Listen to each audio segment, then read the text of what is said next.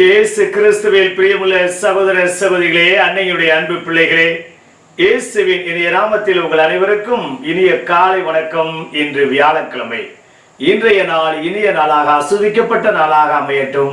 நீங்க எல்லாரும் நல்லா இருக்கணும். பிரியமான சகோதர சகோதரிகளே, இன்று இறை ஆட்சியை பற்றி ஆண்டவர் ரத்திர சுருக்கமாக கூறுகிறார்.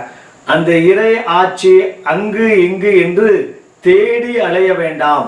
உங்கள் ஒவ்வொருவருக்குள்ளும் அந்த இறை ஆட்சி, அந்த இறை அரசு இருக்கின்றது என்பதை மறக்க வேண்டாம்.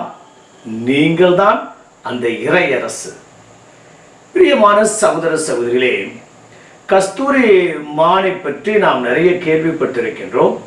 அந்த கஸ்தூரி மான் தன்னுடைய வாழ்க்கையில திடீரென்று ஒரு நறுமணத்தை உணருமாம். அந்த நறுமணம், அந்த வாசனை திரவியம் எங்கிருந்து வருகிறது, அதை எப்படியாவது அடைய வேண்டும் என்பதற்காக அந்த கஸ்தூரிமான் அங்கும் இங்கும் இங்குமாக ஓடி ஓடி ஓடி ஓடி களைத்து சோர்வு அடைந்து விடுமாம். ஆனால் அந்த கஸ்தூரிமானுக்கு தெரியாது, அந்த கஸ்தூரிமான் தேடி அலைந்த அந்த ஒரு அற்புதமான வாசனை திரவியம் தன்னுடைய உடலில் இருந்து வாழ்க்கையில ஒரு முறை வரும். நம்மிடமிருந்துதான் அந்த வாசனை திரவியம் சுரக்கின்றது என்பதற்கு தெரியாது, அதை உணரவும் முடியவில்லை. ஆகையால் அவை அங்குமிங்குமாக தேடி கடைசியில தோல்வி அடைந்து விடுமாம். பிரியமான சகோதர சகோதரிகளே, இன்று ஆண்டவர் நற்செய்தியில் என்ன கூறுகிறார்? அப்படிப்பட்ட இறையரசு உங்கள் மத்தியில உங்களுக்குள் இருக்கின்றது என்று கூறுகின்றார். ஆண்டவரை பொறுத்தளவில் முழு மனித நிறைவான வாழ்வு, அது முழு மனித நிறைவான வாழ்க்கை. பிரியமானவர்களே, அந்த முழு மனித வாழ்வை இன்பத்திலும் பதவியிலும் பணத்திலும் பெறலாம் என்று நிறைய நபர்கள் முயற்சி எடுத்துக் கொண்டிருக்கிறார்கள். அதை தேடி அலைந்து கொண்டிருக்கின்றார்கள்.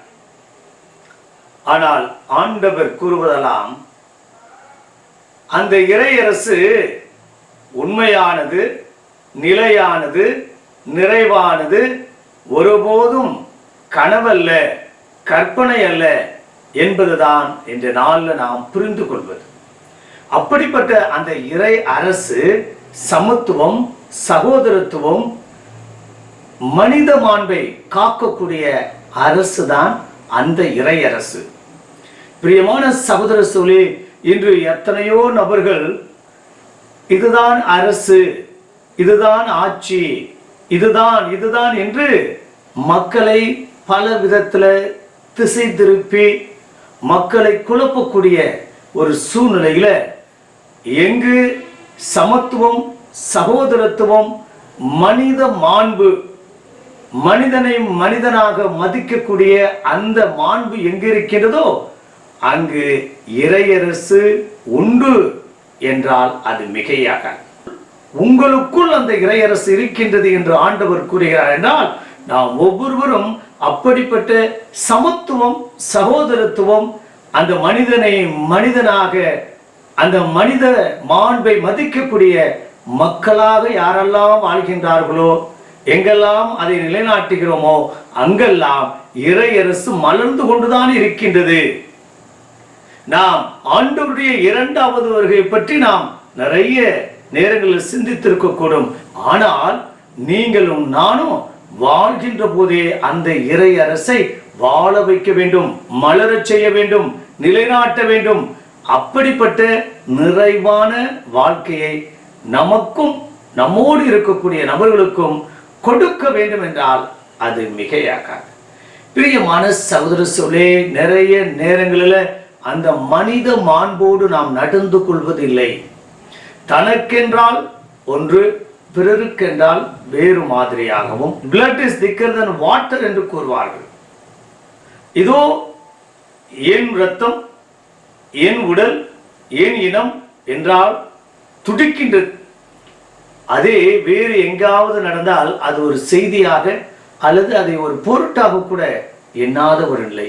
பிரியமான சகோதர சகோதரிகளே, இதோ எங்கு சென்றாலும் அந்த சமத்துவம், சகோதரத்துவம், அந்த மனித மாண்பு, முழு மனித வாழ்வு இருக்க வேண்டும். அதுதான் நிறைவானது, நிலையானது. அப்படிப்பட்ட இறையரசை அன்றாட வாழ்க்கையில நாம் எங்கிருந்தாலும் நிலைநாட்டக்கூடிய, அந்த ஆட்சியை உணரக்கூடிய, அந்த இறையரசை கட்டி எழுப்பக்கூடிய மக்களாய் வாழ இணைந்து ஜெபிப்போமா?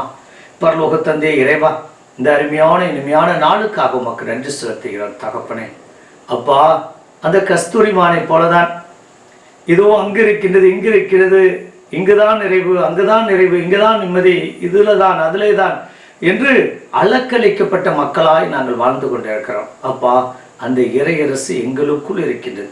அந்த சமத்துவம், சகோதரத்துவம், அந்த மனித மாண்பை மதிக்க, நேசிக்க, அன்பு செலுத்தக்கூடிய மக்களாய் என்று வாழ கிருபை தரும்படி எங்கள் ஆண்டவராகிய இயேசு கிறிஸ்துவின் நாமத்தில் ஜெபிக்கிறோம் நல்ல பிதாவே. ஆமென்.